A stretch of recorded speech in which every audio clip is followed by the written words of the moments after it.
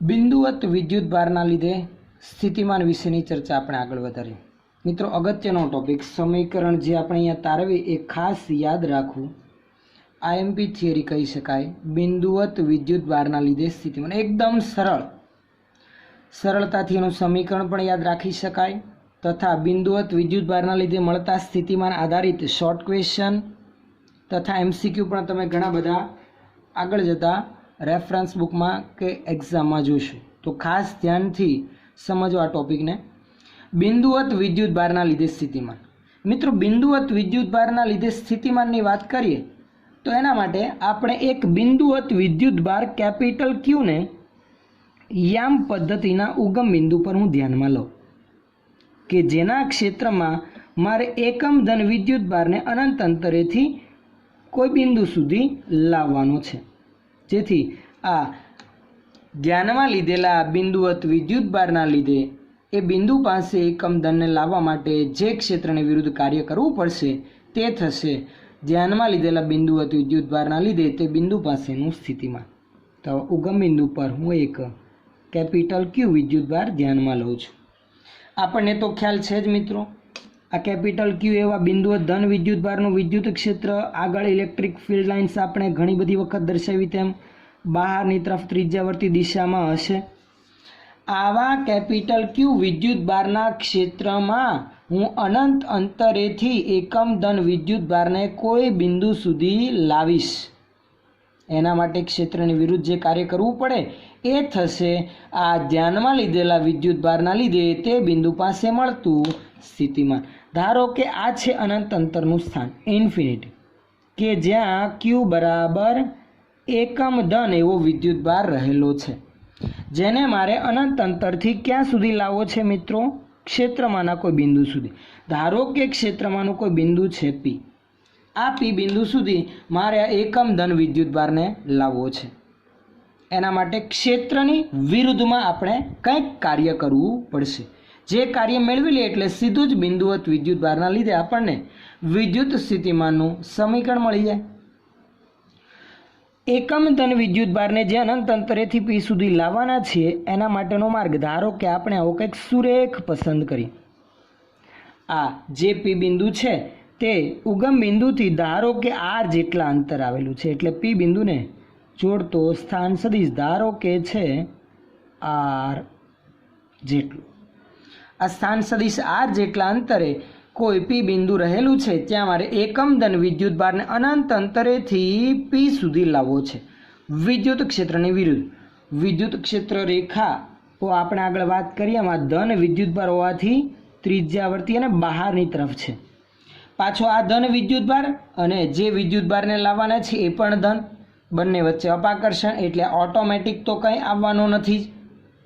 અપાકર્ષી બળના લીધે દૂર તરફ જ ધકેલાશે, એટલે ક્ષેત્રની વિરુદ્ધ આપણે ગતિ કરાવીને પી સુધી લાવવાના છે। સમગ્ર માર્ગ પર આ એકમ ધન વિદ્યુત ભારને ઇન્ફિનિટીથી પી સુધી લાવવા માટે જેટલું કાર્ય કરવું પડે એ જ થશે આપણું આ બિંદુવત એવા વિદ્યુત ભાર ક્યુના લીધે પી પાસે મળતું સ્થિતિમાન। તો મિત્રો, અહીંયા આપણે ગણતરી આ રીતે વધારીએ કે ટોટલ કાર્ય મેળવવા માટે સમગ્ર પાથ પર પહેલાં નાના એવા સૂક્ષ્મ સ્થાનાંતર માટે કાર્યની ગણતરી કરી, જેવો આગળ આપણે કરતા આવેલા છીએ।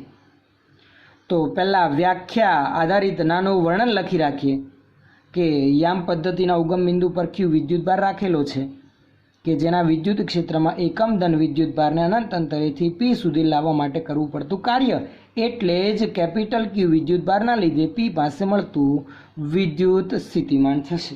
નોંધી રાખીએ। ચાલો, અહીં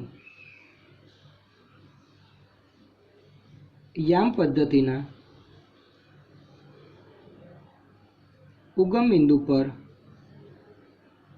કોઈ બિંદુવત ધન વિદ્યુત ભાર ક્યુને મૂકેલ છે। અહીં આપણે આવા જ આ ધ્યાનમાં લીધેલા ક્યુ એવા ધન વિદ્યુત ભારના ક્ષેત્રમાં એકમ ધન વિદ્યુત ભારને અનંત અંતરેથી પી સુધી લાવવાનો છે। અહીં આપણે આ ક્યુ વિદ્યુત ભારના લીધે પી પાસે મળતું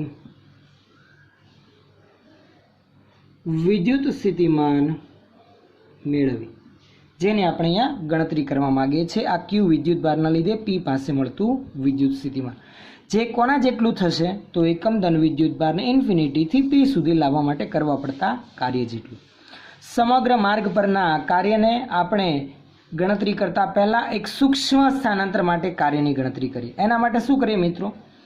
તો એક વચગાળાનું બિંદુ હું ધ્યાનમાં લઉં. ધારો કે છે પી ડેશ, કે જેનો સ્થાન સદિશ છે ધારો કે મિત્રો આર ડેશ. આ ઉગમ બિંદુથી આ પી ડેશ ને જોડતો સ્થાન સદિશ છે મિત્રો ધારો કે આર ડેશ જેટલો. આપણે અહીંયા શું કરવું છે? તો કે એકમ ધન વિદ્યુત ભારને પી ડેશ બિંદુ પાસે હોય ત્યાંથી સૂક્ષ્મ એવા ડીઆર ડેશ જેટલા સ્થાનાંતર માટેનું કાર્ય પહેલાં ગણીએ. સૂક્ષ્મ એવું સ્થાનાંતર કેટલું ધ્યાનમાં લેવું છે આપણે? સૂક્ષ્મ એવું સ્થાનાંતર ડીઆર ડેશ. એના માટે કરવું પડતું કાર્ય પહેલાં આપણે મેળવીએ. પણ એ પહેલાં કાર્યનું સમીકરણ વિચારીએ. તો કાર્યનું સમીકરણ આપણને ખ્યાલ છે, કાર્ય ડબલ્યુ બરાબર એફ ડોટ ડી. પરંતુ અહીંયા બળ અચળ નથી. ધ્યાનમાં લીધેલા વિદ્યુત ભારને જે ક્ષેત્રમાં જેમ જેમ નજીક લઈ જઈશું તેમાં આ કેપિટલ ક્યુ વિદ્યુત ભારના લીધે લાગતા બળની માત્રા વધતી જશે, એટલે ચલ બળ છે. તો આવા ચલ બળ વડે થતું ટોટલ કાર્ય ડબલ્યુ બરાબર સંકલન એક બિંદુથી બીજા બિંદુ સુધીનું સમગ્ર માર્ગ પરનું સંકલન, એટલે ઇન્ફિનિટી ટુ પી. આમ લખી શકાય. પીના બદલે અહીંયા હું આર પણ લખી શકું. ઇન્ફિનિટી ટુ પી બળ એફ ડોટ ડીઆર. આ છે મિત્રો સૂક્ષ્મ સ્થાનાંતર માટેનું કાર્ય, જેનું પછી સમગ્ર માર્ગ પરનું આપણે સંકલન કરવાનું રહેશે. આપણે અહીંયા સૂક્ષ્મ સ્થાનાંતર ડીઆર ને ડીઆર ડેશ જેટલું કરાવવું છે. તો સૌથી પહેલાં ડીઆર ડેશ જેટલા સૂક્ષ્મ સ્થાનાંતર માટે કાર્ય મેળવી, જેને ડબલ્યુના બદલે સૂક્ષ્મ કાર્ય ડી ડબલ્યુ નામ આપીશું. જે કાર્યની ગણતરી આપણે સૌપ્રથમ કરી રાખીએ. આ માટે ક્યુ બરાબર 1 એટલે કે એકમ ધન વીજભારને પી ડેશ બિંદુ પાસેથી, કે જેનું સ્થાન સદિશ નોંધી રાખે, કે જેનું સ્થાન સદિશ આર ડેશ છે, ત્યાંથી ડીઆર ડેશ જેટલું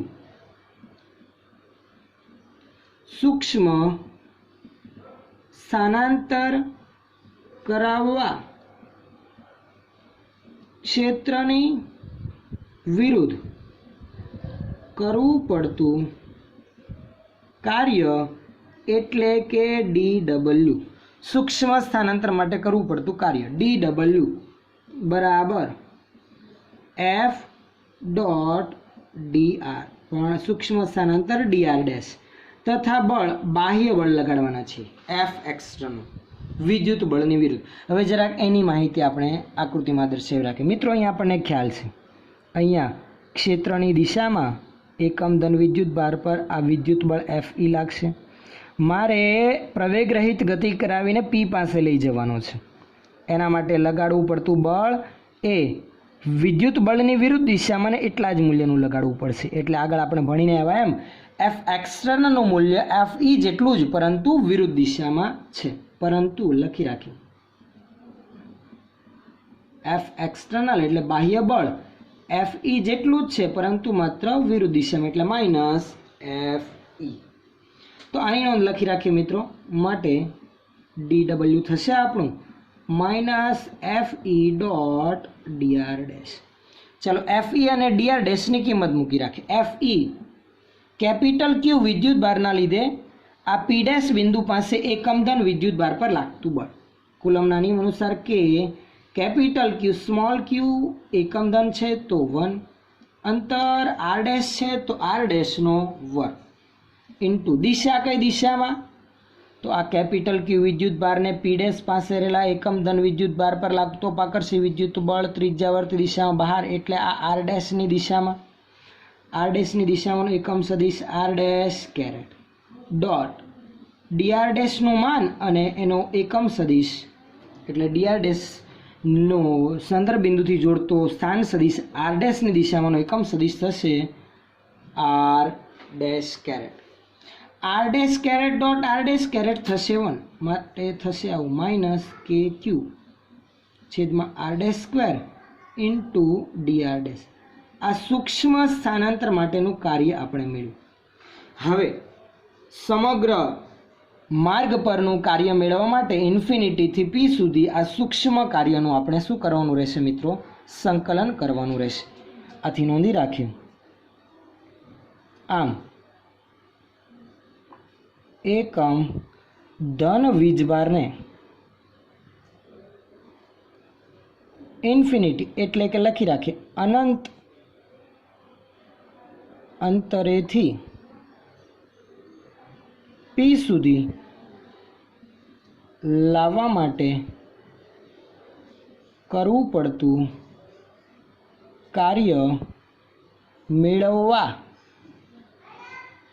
DWનું ક્યાંથી ક્યાં સંકલન? તો DWનું આર ડેશ બરાબર ઇન્ફિનિટીથી આર ડેશ બરાબર આર સુધી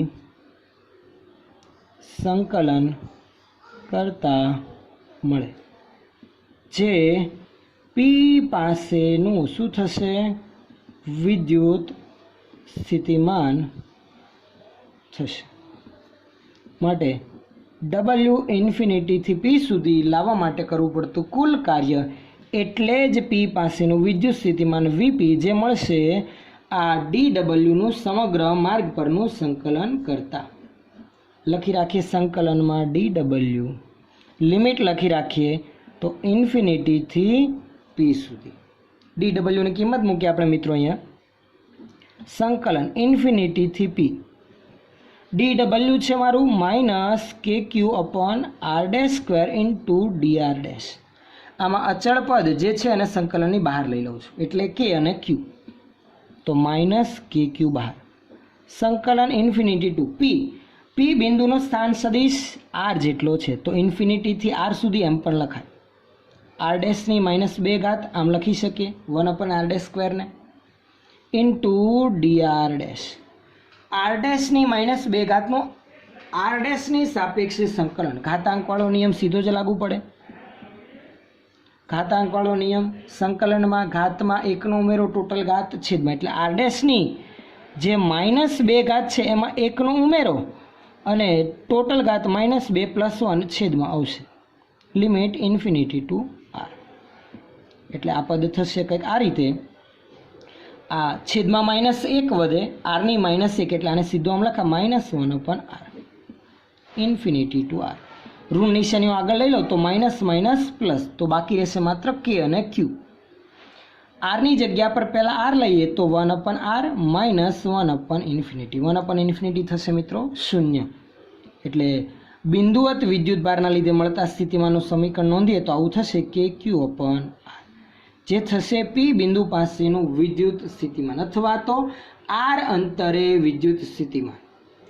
બિંદુવત વિદ્યુત ભારના વિદ્યુત સ્થિતિમાનનું સમીકરણ મિત્રો યાદ રાખવું ખૂબ જ અગત્યનું, જે આવે છે કે ક્યુ અપન આર. બિંદુવત વિદ્યુત ભારના લીધે મળતા વિદ્યુત ક્ષેત્ર અને સ્થિતિમાનમાં થોડોક જ ફરક છે. બિંદુવત વિદ્યુત ભારના લીધે મળતા વિદ્યુત ક્ષેત્રમાં કે ક્યુ અપન આર સ્ક્વેર આવે, જ્યારે સ્થિતિમાનમાં કે ક્યુ અપન આર આવશે. આમ બિંદુવત વિદ્યુત ભારના લીધે મળતું વિદ્યુત સ્થિતિમાન એ અંતરના વ્યસ્ત પ્રમાણમાં ઘટતું જાય છે દૂર જતા. વિદ્યુત સ્થિતિમાન અદિશ રાશિ હોવાથી આપણે આ વિદ્યુત સ્થિતિમાનના સમીકરણ સાથે કોઈ દિશા દર્શાવવા માટે એકમ સદિશ દર્શાવવાની જરૂર પડશે નહીં. તો આ છે મિત્રો બિંદુવત વિદ્યુત ભારના લીધે મળતું વિદ્યુત સ્થિતિમાન. સમીકરણ યાદ રાખવું ફરી એક વખત, બંનેમાં મિક્સઅપ થઈ શકે છે. બિંદુવત વિદ્યુત ભારના લીધે મળતા વિદ્યુત ક્ષેત્ર અને સ્થિતિમાનના સમીકરણમાં ફરક એટલો જ છે, ત્યાં છેદમાં વિદ્યુત ક્ષેત્રના સમીકરણમાં કે ક્યુ પણ આર સ્ક્વેર આવે અહીંયા કે ક્યુ અપન આર આવે છે। જો બિંદુવત વિદ્યુતભાર ક્યુ ગ્રેટર ધેન 0 હોય તો વિદ્યુત સ્થિતિમાન પણ ધન આવશે, પરંતુ જો ક્યુ લેસ ધેન 0 હોય તો સ્થિતિમાન ઋણ આવશે। એટલે વિદ્યુતભાર ક્યુ ધન હોય તો વિદ્યુત સ્થિતિમાન ધન, ઋણ હોય તો વિદ્યુત સ્થિતિમાન ઋણ આવશે। એ ખાસ યાદ રાખવું। એટલે જ્યારે પણ વિદ્યુત સ્થિતિમાનનું સમીકરણ લાગુ પાડીએ વિદ્યુતભારની સંજ્ઞા સાથે એની કિંમત મૂકવાની રહે। આ છે બિંદુવત વિદ્યુતભારના લીધે મળતા વિદ્યુત સ્થિતિમાનની માહિતી।